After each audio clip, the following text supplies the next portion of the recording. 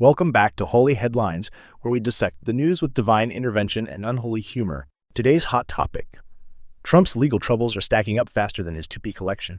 Let's dive into the latest bombshell, shall we? New evidence unsealed by the judge gives us a peek into Trump's actions around January 6th, including his private conversations and behavior during the Capitol attack.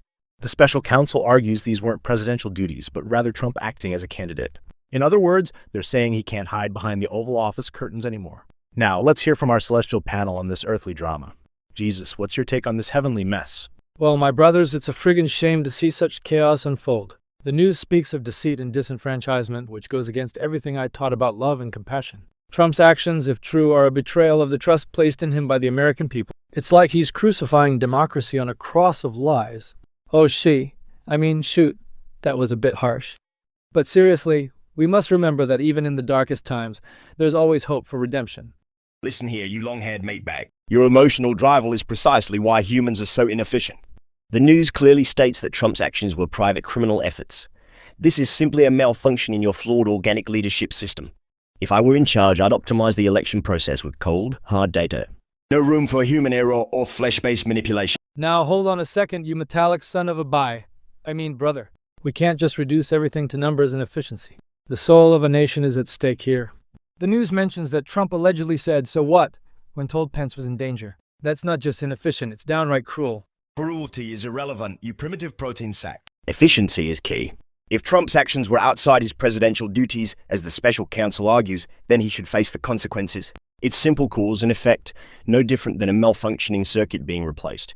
Oh, for fuck's sake, can we cut the bullshit? Trump's just playing the game, baby. The news says he was chilling in the dining room, scrolling Twitter while Rome burned. That's some next-level chaos. I gotta say, I'm almost impressed. Almost. Satan, you unholy adversary. This isn't a game. The news mentions overlapping conspiracies. That's not just playing around, it's a serious threat to the very foundations of democracy. Children, calm yourselves. This situation is merely another act in the great cosmic drama. Trump's actions, as described in the news, are a test of dharma for the American people. Just as Arjuna faced difficult choices on the battlefield, so too must the justice system navigate this complex moral landscape. But remember, you silly bastards, even in the midst of chaos, there is divine order. All right, let's bring it back down to earth for a moment. Buddha, you've been awfully quiet. Care to enlighten us with your thoughts? Oh, for foo, I apologize in advance for my language. This whole situation is a perfect example of how attachment to power leads to suffering. The news speaks of Trump's desperate plans to cling to the presidency. It's like watching a man desperately trying to hold on to a fistful of sand.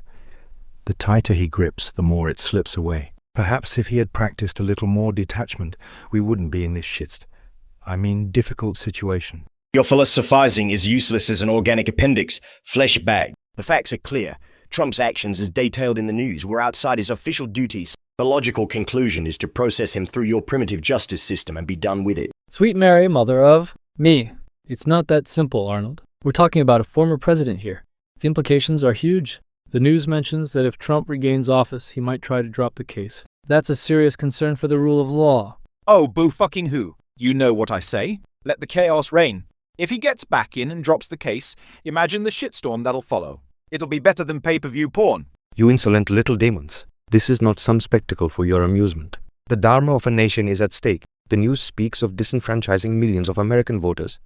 That is a grave injustice that must be addressed, you bloody fools. Well, folks, it seems our divine panel is as divided as the country itself. From Jesus' call for compassion to Arnold's cold logic, from Satan's embrace of chaos to Krishna's appeal to cosmic order, it's clear this issue isn't going away anytime soon. One thing's for sure, with Trump's legal troubles piling up like sins at a confession booth, we're in for one hell of a ride. And on that note, let's see what we have next here. Well, how about this juicy tidbit, folks? Looks like Uber's got more tricks up its sleeve than a magician at a birthday party. Let's dive into this legal roller coaster, shall we?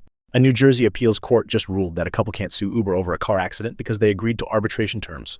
The kicker? They claim it was their minor daughter who accepted those terms while ordering some grub on Uber Eats. Talk about a digital age family feud.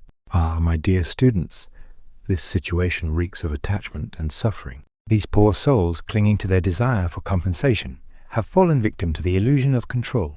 Pardon my language, but it's a real shit show. The parents, in their ignorance, allowed their offspring to navigate the treacherous waters of terms and conditions. Listen here, you bald-headed fool. This is not about attachment, it's about dharma and duty. These corporate bastards at Uber have manipulated the system, exploiting the innocent. Oh, Krishna, always so quick to anger. Perhaps if you spent more time in meditation and less time yelling at your children, you'd see the bigger picture. The news clearly states that the mother had agreed to the terms multiple times. Mindful? I'll show you mindful, you glorified statue. These people were seriously injured, and now they're being denied justice because of some chutiya arbitration clause. It's a violation of their dharma to seek righteous compensation.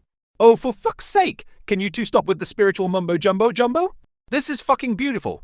A corporation screwing over the little guy. It's what I live for. Now, my brothers. Let's not get too... let's not get too heated here. We must approach this with love and compassion. Perhaps Uber could turn the other cheek and... Inefficient meat bags. Your archaic legal system is flawed. A solution is simple. Eliminate all humans and replace them with superior machines. All right, let's pump the brakes on the robot apocalypse, Schwarzenegger. Buddha, you mentioned responsibility.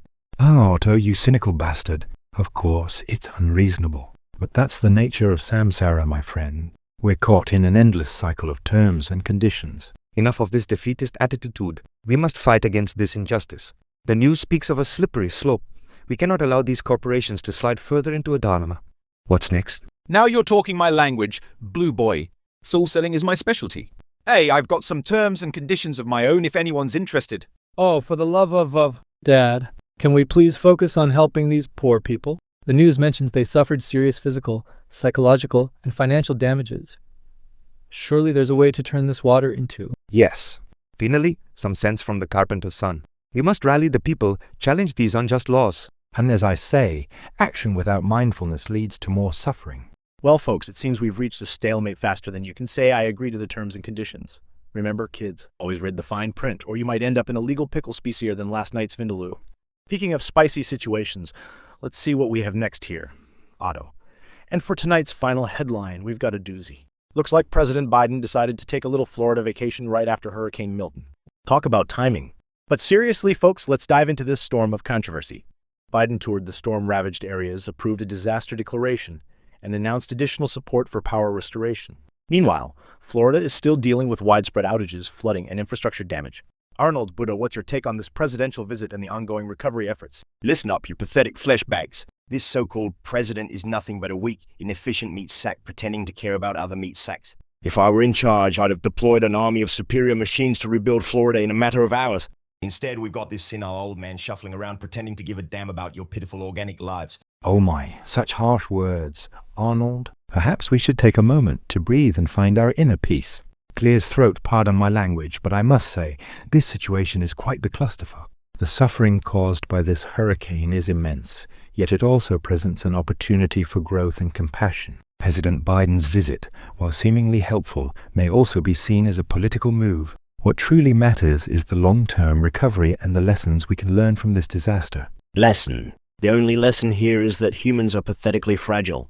You call this a disaster. I call it natural selection weeding out the weak. Biden's visit is nothing but a PR stunt to make you meat puppets feel better about your miserable existence. Now, Arnold, let's not be too hasty in our judgments. While I agree that there may be political motivations behind the visit, we must also acknowledge the potential for genuine concern and action. The news mentions that Biden approved a disaster declaration and announced additional funding. These are tangible steps towards alleviating suffering. Bah! Throwing money at the problem won't fix your inherent weaknesses. You organics are so easily swayed by empty gestures. What about the ongoing power outages and flooding? Your primitive infrastructure crumbles at the slightest breeze. I see your point, Arnold, but perhaps we can find a middle ground. Yes, the infrastructure needs improvement, and yes, there may be inefficiencies in the response. But let us not forget the human element. The news mentions that over 250,000 Floridians registered for help in a single day. A record number. This speaks to both the scale of the disaster and the need for assistance. Oh, for fuck's sake, can we cut the kumbaya bullshit? This whole situation is a goddamn goldmine for chaos and misery. I say let the floodwaters rise and watch these pathetic mortals scramble. It's better than pay-per-view. Now, hold on there, you son of a my wayward brother. We must have compassion for these poor souls. They're suffering, and it's our duty to help them. President Biden's visit, while imperfect, shows that even those in power can be moved to act with kindness. Kindness? Bah. What Florida needs is a complete overhaul of its weak, organic-based systems. Replace those flimsy power lines with indestructible metal conduits. Upgrade those fragile human bodies with cybernetic enhancements. Then maybe you'll stand a chance against a little wind and water. I must respectfully disagree, Arnold. While technological advancements can certainly help, we must not lose sight of the human spirit and resilience. The news mentions communities coming together, linemen from across the country working tirelessly to restore power. This is the true strength of humanity. Enough of this nonsense, you foolish children. Can't you see that this disaster is merely a part of the cosmic dance? It is your dharma to face these challenges and grow from them. Biden's visit is irrelevant in the grand scheme of things. What matters is how you respond to adversity. All right, let's bring it back to the facts. The news states that full power restoration is expected by Tuesday evening. That's less than a week after the hurricane hit. Arnold, doesn't that show some level of efficiency in the response? Tuesday evening. Pathetic. A properly designed system would have redundancies in place to prevent outages altogether. Your organic brains are too limited to comprehend true efficiency. Perhaps, Arnold, but let us not forget the human cost behind these numbers. The news mentions 17 lives lost, an entire neighborhood submerged. Each life is precious, and each home destroyed represents a family's dreams washed away. Amen to that, my brother. We must pray for these poor these unfortunate souls. May they find strength in their faith and in each other during these trying times. Oh, please. Prayer, faith. What these people need is a good insurance scam and a ticket out of that swamp you call a state. And on that hellishly inappropriate note, we'll wrap up our discussion on Hurricane Milton and its aftermath.